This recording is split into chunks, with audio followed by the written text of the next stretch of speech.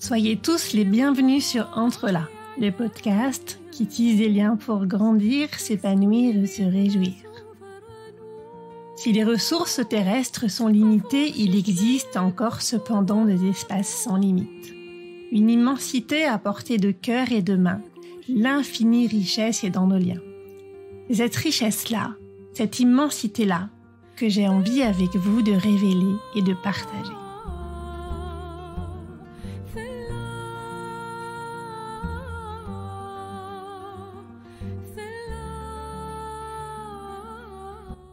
Dans notre vision idéale, les enfants représentent l'innocence et l'enfance, l'insouciance.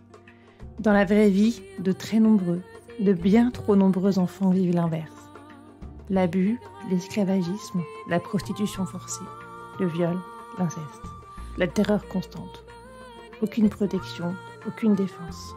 Une période en mode survie qui marque profondément ceux qui en sortent vivants. On parle d'un enfant sur 10, sur 8, parfois un enfant sur 5. Ces situations dramatiques se retrouvent dans tous les pays, et pas seulement dans les régions les plus pauvres du monde, et dans tous les milieux sociaux. Rasha Hamad est la fondatrice et la directrice de l'association Youth Underground en Suisse. Loin des stéréotypes, elle partage avec nous l'expérience qu'elle a tirée de ses années d'engagement. La pédocriminalité et l'esclavagisme touchent tout le monde, partout dans le monde. En particulier aux États-Unis qui semblent être les champions du monde. Elle touche tous les milieux, notamment dans les familles fortunées qui ont les moyens de se payer les meilleurs avocats et le soutien des journalistes. Youth Underground agit pour lutter contre ce fléau en éduquant les jeunes. Encore une fois, une affaire de lien, d'entrelacs, pour que les adolescents évitent de tomber dans les pièges posés par les prédateurs sur les réseaux sociaux, pour que les adultes soient capables d'évaluer les signaux d'un enfant en danger, pour que les enfants et les adolescents puissent s'entraider, pour que ces drames cessent et que l'enfance puisse, un jour, être pour tous la période d'innocence et d'insouciance dont tout le monde rêve et que tous les enfants du monde devraient vivre. Chers auditeurs, cet épisode et ce podcast sont pour toi. Bonne écoute, entre là.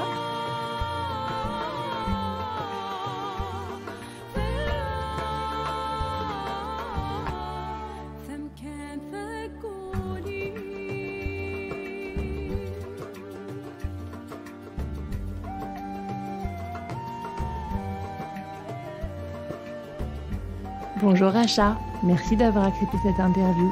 Est-ce que vous voulez vous présenter? Merci beaucoup d'abord Gaëlle pour cette invitation. Je suis la fondatrice et la directrice générale d'une association basée en Suisse qui s'appelle Youth Underground. Donc c'est un mot anglais, 2 mots anglais. Je suis suisse d'origine égyptienne.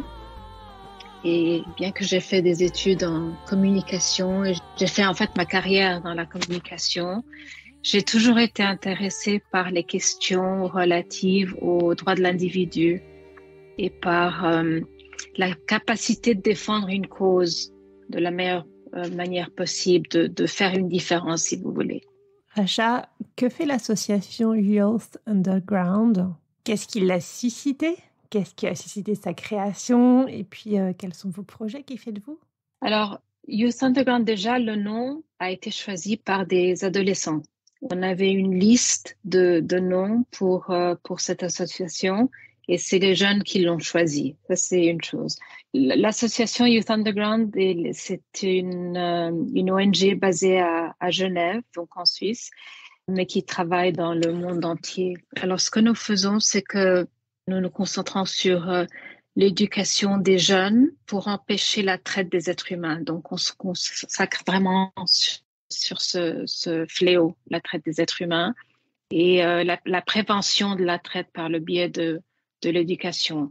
Alors, concrètement, ce que nous faisons, c'est partager de l'information et des statistiques sur la traite avec les jeunes de tout âge, donc très jeunes, pré-ados, adolescents, et les jeunes universitaires.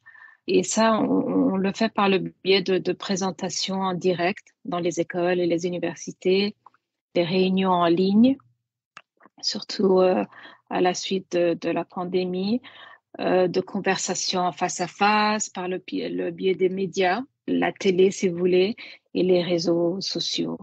Alors ce que nous faisons également, c'est que nous incluons des survivants de la traite dans la conversation. Et ça, c'est important pour nous, pour être sûr que ce que nous disons, les faits sont justes, qui sont soutenus par des personnes ayant une expérience vécue. Ça, c'est très, très important. Alors, le but, en fait, de Youth Underground, c'est que nous pensons, et moi personnellement, je suis convaincue que plus les jeunes sont informés, en fait, plus ils ont les moyens, ils sont en mesure de faire les bons choix. Donc, c'est ce qu'on appelle en anglais empowerment. Donc, avec les réseaux et l'intelligence artificielle maintenant, là, c'est très, très important pour que les enfants comprennent les risques qu'ils peuvent côtoyer sur les réseaux et reconnaître les signes par eux-mêmes. Donc, c'est ce qu'on fait. Protection des jeunes, prévention de la traite, mais par le biais de l'éducation. C'est quoi en fait la traite des jeunes? Vous pouvez nous expliquer aux éditeurs qui en auraient jamais entendu parler ou peut-être sous d'autres Tout à noms? fait. Tout à fait. En fait, la traite des êtres humains, c'est en anglais, on appelle ça human trafficking et on parle aussi d'esclavage. Donc, c'est quand on exploite une personne, par exemple, embaucher quelqu'un à la maison, un domestique, par exemple, aide de ménage. L'exploitation se fait quand la personne qui est engagée n'a pas de contrat, la personne n'a pas de passeport, elle travaille sans horaire fixe, elle a un salaire minimal. Pour les jeunes, ça peut être l'exploitation sexuelle. Donc, par exemple, il y a toujours un tiers, en fait. Il y a un intermédiaire qui embauche une personne pour leur dire, par exemple, oui, vous pouvez faire, j'ai un travail pour vous, vous pouvez être mannequin, vous pouvez être X, Y, Z, et vous aurez un job qui vous donnera énormément d'argent, etc., vite fait. Et ça, c'est ce qu'on appelle une fraude. La fraude, c'est que la personne qui est engagée, et c'est une séquestration, en fait. L'enfant doit se soumettre à des actes sexuels de prostitution avec des adultes et un prédateur prend l'argent. Donc le mineur fait l'acte ou est exploité et ne gagne rien. Oui, puis en plus, il n'est pas venu pour ça. Au départ, il est venu parce qu'il pensait faire des photos ou du mannequinat ou du Tout à théâtre fait, ou d'autres tout à choses. fait, exactement. C'est pour ça qu'avec les réseaux sociaux maintenant, c'est très très important d'en parler aussi ouvertement et librement que possible. Quand on pense trafic humain, on pense aussi aux prises d'organes, aux enfants qui sont enlevés. Est-ce que c'est des choses que vous pouvez prévenir d'une manière ou d'une autre, que vous pouvez empêcher? Oui, oui. Le kidnapping, c'est vraiment ce qu'on voit dans les films, mais c'est pas quelque chose qui arrive. C'est plus rare. Ce qui se passe, en fait, les réseaux sont vraiment maintenant le champ de vision des prédateurs. Parce que les jeunes sont très focalisés sur les likes et les followers et il y a une vulnérabilité quelque part. Donc, quand ils sont approchés par des gens qu'ils ne connaissent pas, avec un faux profil sur les réseaux, ils peuvent être entraînés à partager des images, par exemple. Ça devient de la traite. Ou, par exemple, si ils sont amenés à rencontrer une personne, donc avec un faux profil, et cette personne est un adulte, donc un pédophile, un mot violent, mais c'est ce que c'est. Et c'est à ce moment-là que l'enfant peut être en danger. Mais les kidnappings, c'est pas plutôt dans des films comme surtout des films américains, mais il y a l'exploitation d'organes, par exemple, la vente d'organes, c'est l'exploitation sexuelle, c'est les travailler pour le chocolat, par exemple, faire dans les champs de l'agriculture, le coton, les habits dans les usines. Une personne qui est exploitable comme un objet, en fait, qu'on utilise pour faire de l'argent. La différence entre la drogue et l'exploitation d'un être humain, c'est qu'un être humain peut être exploité plusieurs fois par jour, par semaine, par mois, durant des années. tandis que la drogue s'utilise en une fois. Merci d'avoir clarifié ces éléments. D'où est né ce projet? Qu'est-ce qui vous a amené à choisir cette cause en particulière? Qu'est-ce qui vous a rendu sensible? Moi, en fait, je travaillais, comme je vous ai dit, dans la communication. Et je travaillais pour une entreprise de relations publiques. En fait, une ONG qui s'appelait à l'époque End Human Trafficking Now voulait organiser une conférence de presse sur la traite des êtres humains pour sensibiliser le public et mettre en place en parallèle un service à Genève d'assistance téléphonique pour les victimes de la traite. Alors, en préparant la conférence de presse, j'ai rencontré pour la première fois une survivante de la traite. Donc, c'était ici à Genève, en Suisse, et je n'étais pas du tout au courant de ce fléau. Et plus tard, j'ai rejoint l'ONG en tant que responsable de la communication. Et l'ONG était la première de son genre à porter ce problème à l'attention du monde des affaires, du business. Et elle s'est concentrée sur les mauvais traitements infligés aux travailleurs dans les filiales des grandes sociétés telles que, par exemple, Google, Gap, Microsoft, Walmart, qui ont des subsidiaires hors des États-Unis, en Asie, par exemple. En tant que directrice de la communication, j'ai aussi géré un programme sur les jeunes et ce que j'ai trouvé extrêmement intéressant. Et puis, j'ai fait de recherches. Je me suis rendu compte de l'ampleur, en fait, de ce fléau. Je n'avais absolument aucune idée que les statistiques étaient tellement élevées et qu'elles touchaient les jeunes de tous les milieux et de tous les pays. Et j'ai par la suite lancé une page Facebook à l'époque pour les jeunes, pour parler, pour qu'ils s'expriment en fait. Moi, je pensais pas qu'il y aurait un intérêt sur la traite en particulier, mais je me suis dit sur les droits de l'individu, les droits des enfants, par exemple.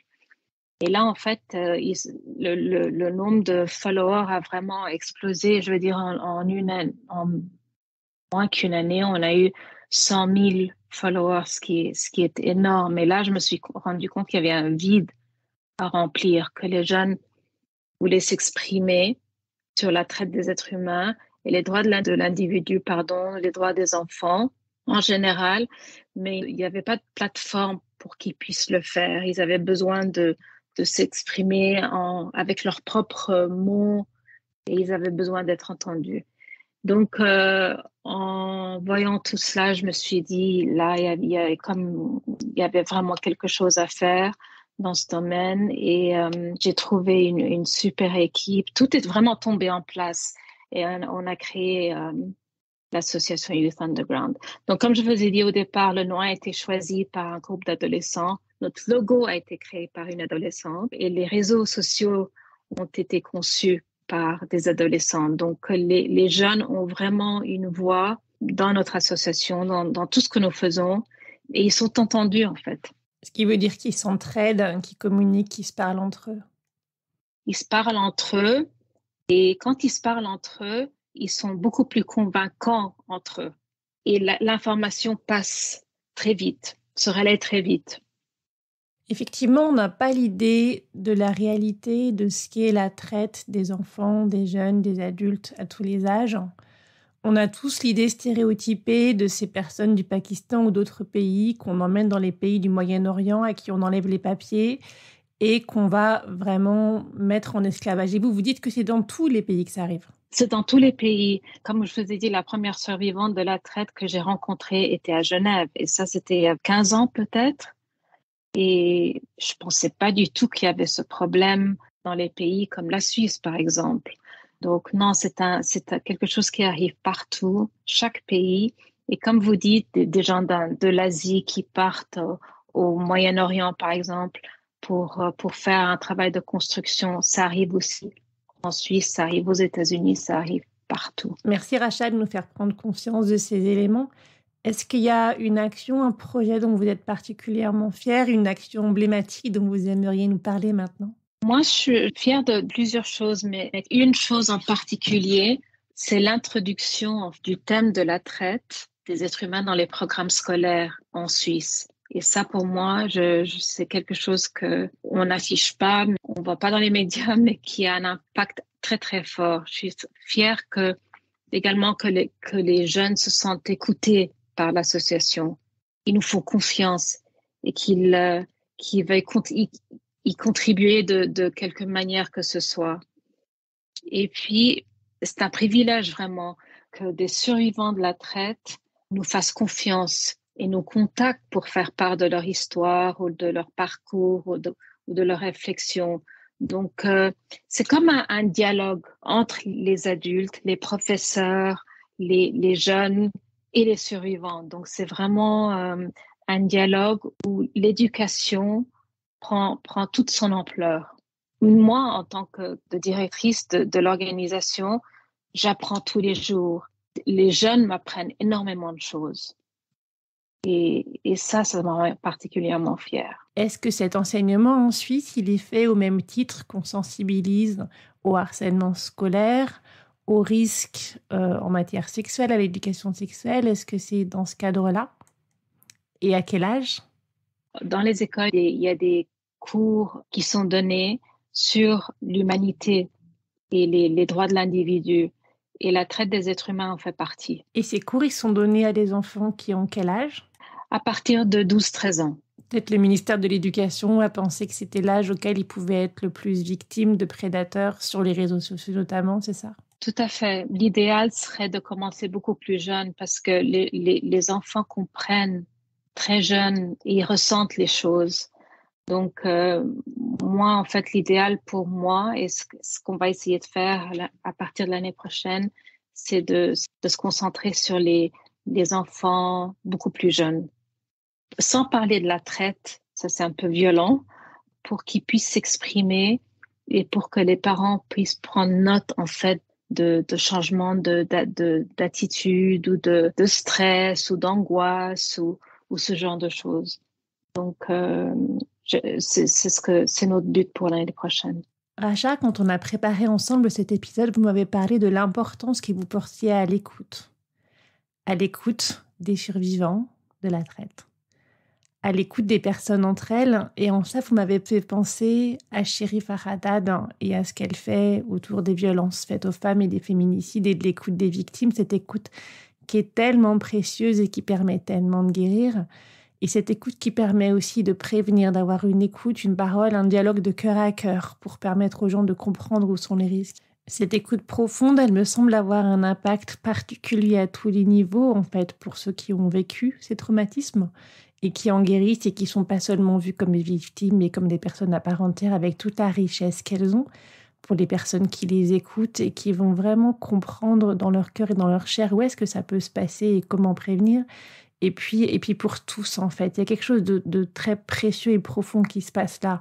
C'est ça, hein, il me semble. Et ça, c'est quelque chose de tout à fait spécifique dans votre travail. Tout à fait. Et ça, c'est très important parce que quand on passe par un traumatisme, une période difficile dans sa vie, c'est pas, je veux dire, cette période a des conséquences. Il y a toujours un après. Et ce qui est important, c'est d'en parler et de rester en contact et de savoir comment ils vont, comment ils se sentent, comment ils essayent de surmonter leur solitude quelque part. Parce que quand ils sont dans une position, enfin, quand ils sont en mode survie, si vous voulez, en mode de survie, il n'y a pas de réflexion.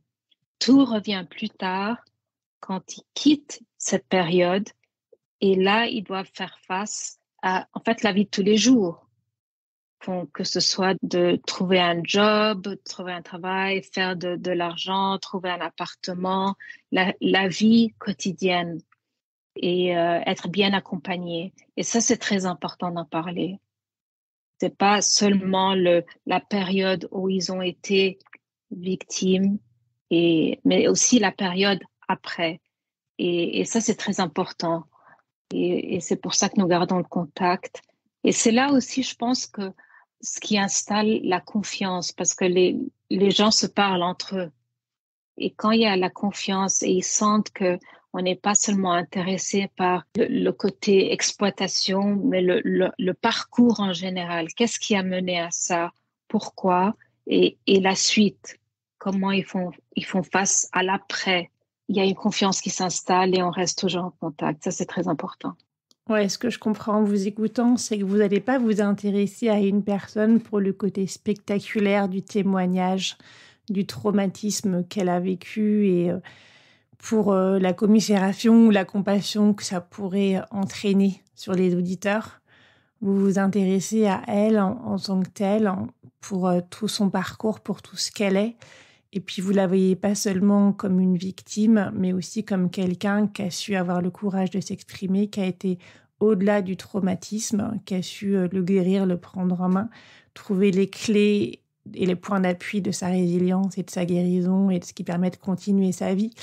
Et c'est d'autant plus précieux que quand on a vécu des traumatismes, en fait, il n'y a pas juste le trauma et les impacts que ça a sur des événements qui ressemblent, mais il y a plein de points de vulnérabilité qui peuvent venir impacter la vie courante dans des aspects qui n'ont a priori rien à voir, mais qui ont un impact assez fort.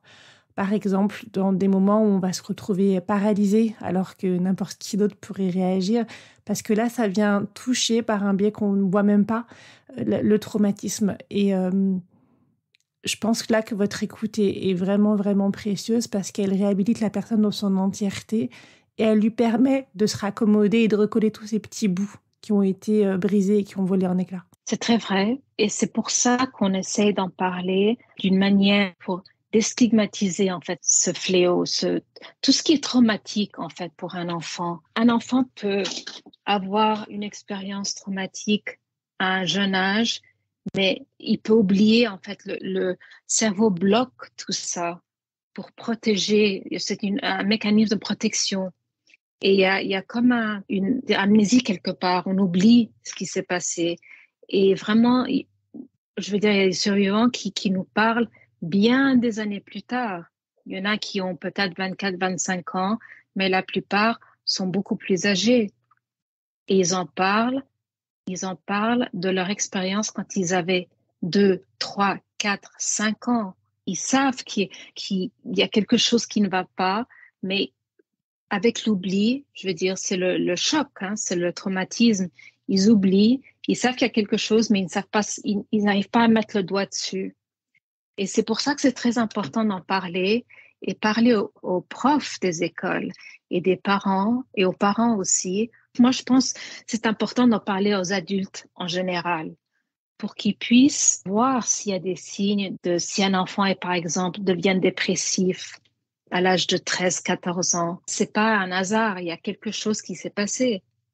Donc, c'est très important d'en parler et c'est très important d'en parler dans les écoles pour que les professeurs soient vigilants et remarquent un changement de comportement ou un comportement qui n'est pas, je veux pas dire normal parce qu'il n'y a pas de comportement normal, mais un comportement qui est différent. Par exemple, un enfant qui reste seul dans son coin ou qui est peut-être trop excité pendant ses cours ou qui ne tient pas en place.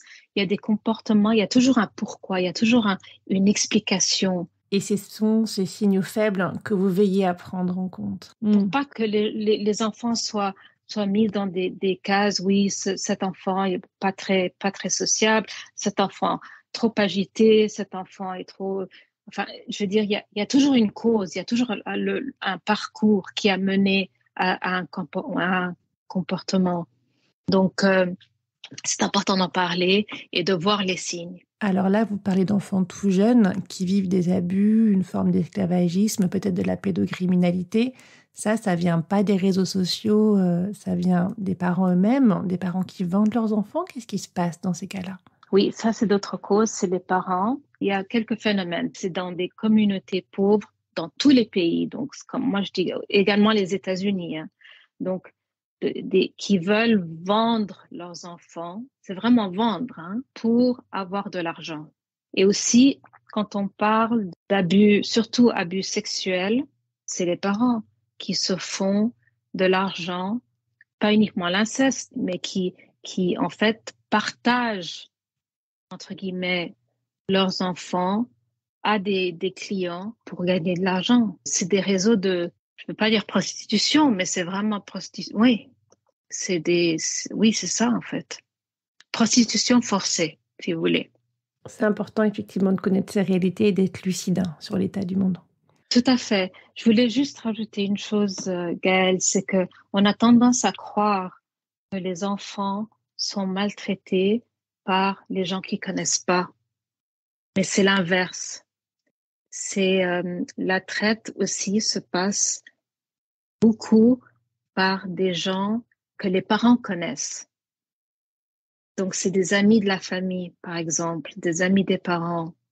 Donc, les enfants ont confiance.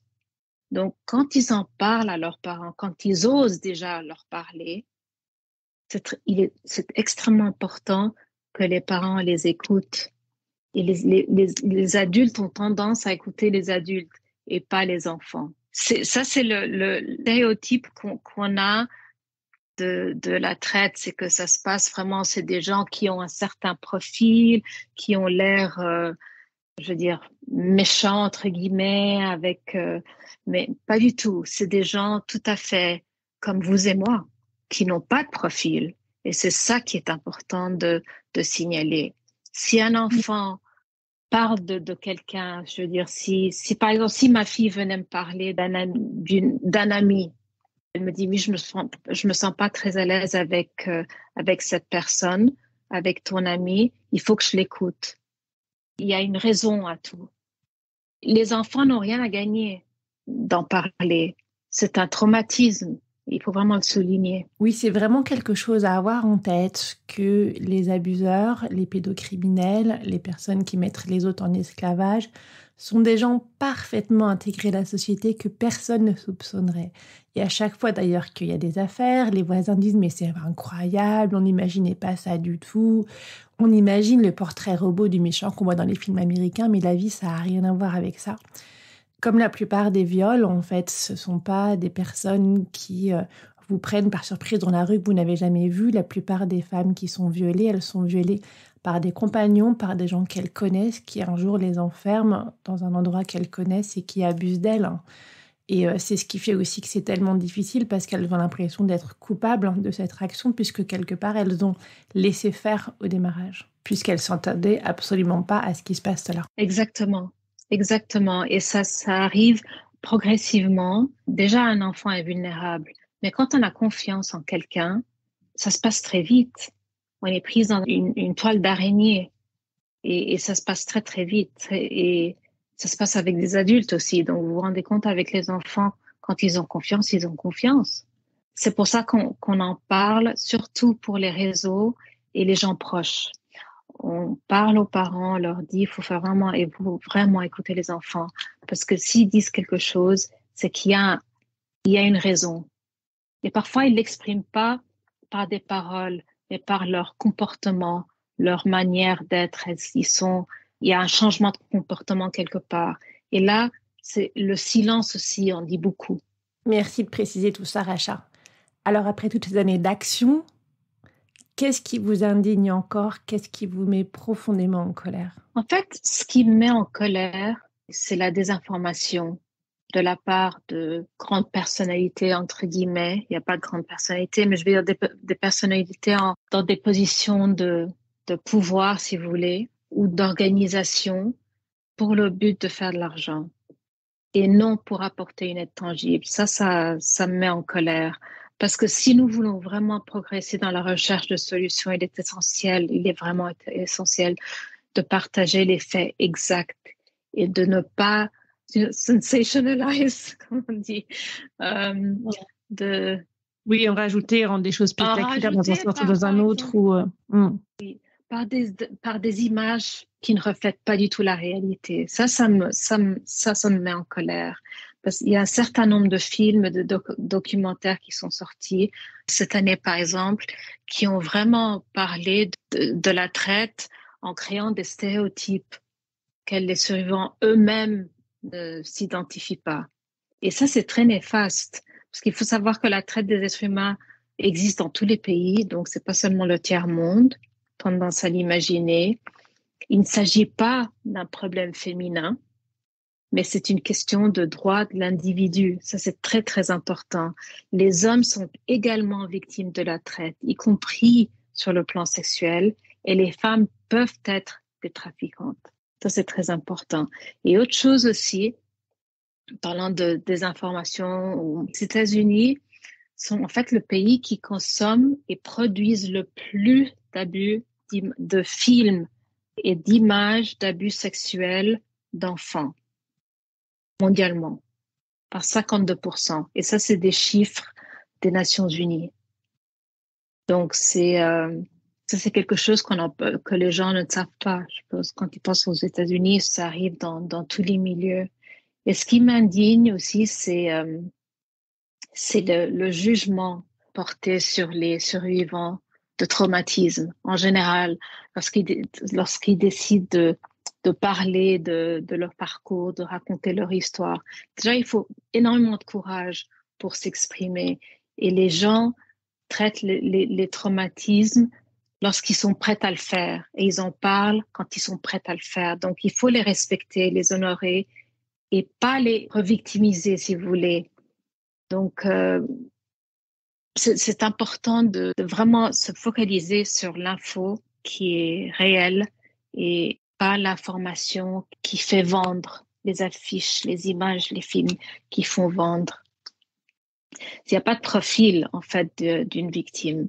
Et cela, en fait, la traite peut arriver à n'importe qui, n'importe où dans le monde, indépendamment de l'âge de la personne, du niveau social, du niveau d'éducation, de la race, de religion, d'appartenance ethnique, etc. Donc, c'est quelque chose qui peut arriver à n'importe qui et c'est très important de l'informer et de s'en informer. Oui, puis comme vous le dites, si une personne s'exprime, c'est qu'elle a su dépasser son traumatisme et qu'elle s'est relevée ou qu'elle est en train de le faire.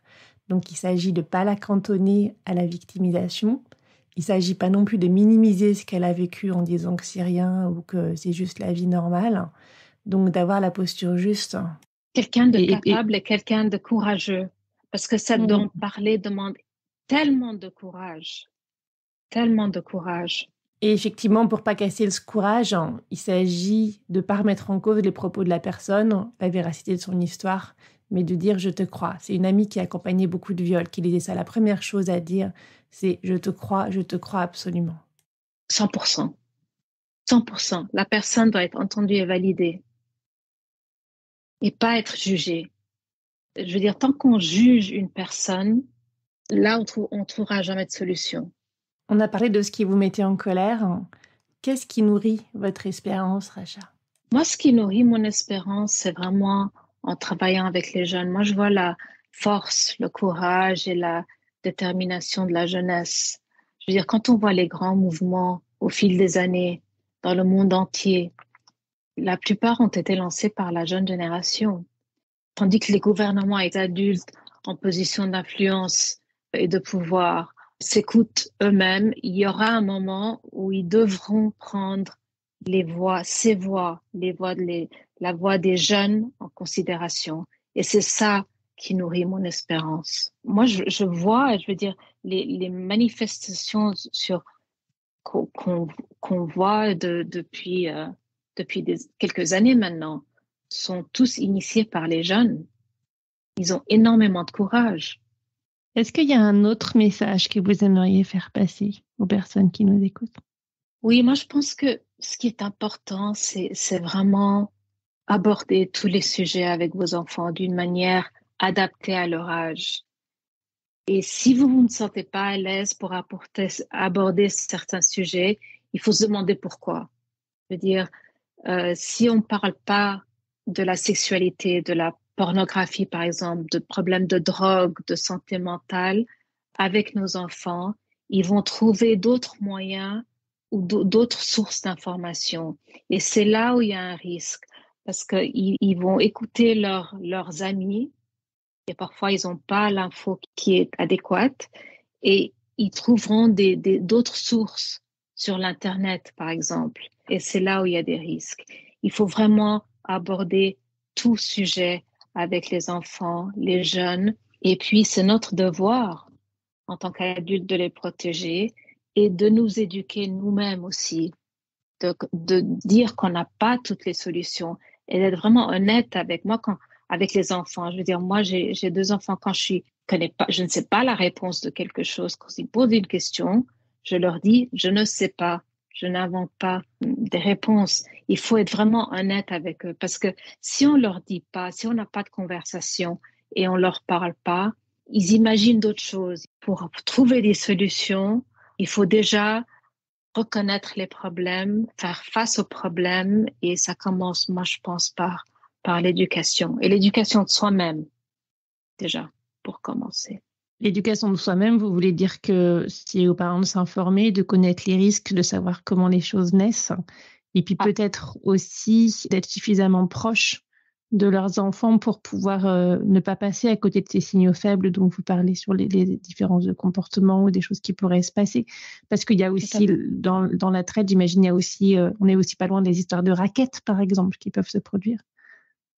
C'est très juste. Mais aussi, je veux dire, dans un monde idéal, on dit toujours que les parents sont les gens de confiance, mais il faut aussi parler avec des professeurs, des amis, des adultes de confiance, des gens de confiance avec qui un enfant peut s'exprimer. Est-ce qu'il y a autre chose que vous aimeriez dire? Je pense que c'est important de ne pas minimiser la voix des enfants et de savoir que les enfants, en fait, comprennent beaucoup plus qu'on puisse imaginer et que leur silence en dit beaucoup. Je veux dire, ils ne sont pas obligés de parler de quelque chose, mais il faut vraiment voir leur comportement aussi. Et s'il y a quelque chose qui ne va pas, il faut le signaler à une personne de confiance. Pas nécessairement leurs parents, parce que je veux dire, dans un monde idéal, tous les parents seraient vraiment formidables et tout, mais la réalité, malheureusement, n'est pas comme ça. Il faut croire un enfant. Quand un enfant s'exprime, a le courage de s'exprimer, il faut l'écouter. Effectivement, il faut que la personne, quel que soit son âge, arrive à trouver le courage d'en parler à une personne de confiance pour que le drame s'arrête. Et puis ce que vous dites me fait penser aussi à Alice Miller, dont j'ai tellement aimé les livres, et qui disait que pour débloquer la résilience et pour pouvoir traverser le drame et vivre à nouveau, il faut avoir rencontré dans sa vie un témoin lucide qui dit oui, ce que tu vis n'est pas du tout normal, ce que tu vis n'est pas normal et ce n'est pas de ta faute. Exactement. Il faut qu'un enfant ait un soutien de quelqu'un de confiance, que ce soit un prof, un ami de la famille, et que nous, en tant qu'adultes, c'est notre responsabilité en fait de les protéger en leur disant la vérité. Je vous remercie vraiment infiniment, Racha, pour cet échange. Merci à vous, Gaëlle. Merci infiniment à vous pour cette opportunité. Si vous voulez contacter Racha Hamad et l'association Youth Underground, vous trouverez, comme d'habitude, toutes les indications dans la description de cet épisode.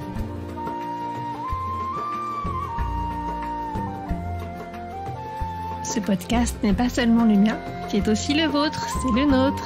Si vous voulez contribuer, intervenir, proposer, contactez-moi. Si vous avez aimé cet épisode, partagez-le autour de vous, mettez des étoiles pour le noter et abonnez-vous pour ne pas manquer les prochains. À très bientôt.